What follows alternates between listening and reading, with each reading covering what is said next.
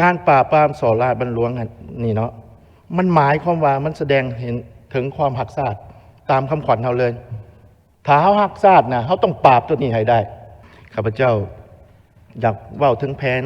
เศรษฐกิจภายใน5 ปีทั้งหน้านี่ต้องเบิ่งขึ้นว่า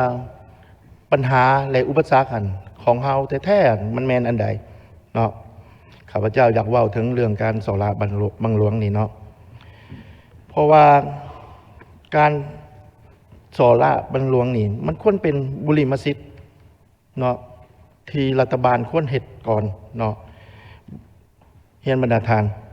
การส่อราษฎร์บันหลวงในรัฐเฮายังเป็นเรื่องปกติเกินไปโพดเพราะว่ามันมีมัดทุกหม่องทุกระดับทุกชนชั้นทุกตำแหน่งทุกคมเขต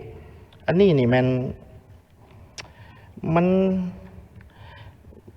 เฮ็ดให้ผลประโยชน์ของประชาชนนี่มันหายเนาะเลยสังเกตเห็นว่าตำแหน่งใดที่มันพอได้ทำมาหากินได้นะบ่อยากย้ายเนาะถึงมันได้ย้ายตำแหน่งสูงกว่ามันก็บ่อยากย้ายหรอกเนาะเพราะว่าอันนี้มันสิ่งที่เฮาเห็นและก็ได้ยินหนาหูหลายเนาะในเวียกงานการปฏิบัติของรัฐเนาะท่านประธานการค้นที่โกงประเทศชาตินี่นะประชาชนนี่ในสังคมลาวเฮายังมีจุดยืนอยู่สำหรับพวกนี้เนาะคนยังนับหน้าถือตาถือว่ายังให้เกียรติหลายนะอยู่ในสังคมเฮาเนาะฉะนั้นการปราบปรามส่อราษฎร์บันหลวงนี่มันควรเอาขึ้นมาเป็นวาระแห่งชาติเนาะสุดท้ายนี่ข้าพเจ้ามีแนวคิด3 ข้ออยากเสนอทางรัฐบาลแนวนี้เนาะข้อที่ 1การปราบปรามส่อราษฎร์บันหลวงนี่เนาะมันหมายความว่ามันแสดงเห็นถึงความหักษาตามคำขวัญเราเลยถ้าเขาหักษานะเขาต้องปราบตัวนี้ให้ได้วางสั้นซะข้อ 2การพัฒนาประเทศจะสำเร็จได้นะคณะรัฐบาลนี่ต้องมีความบริสุทธิ์ใจตัดสินใจสุด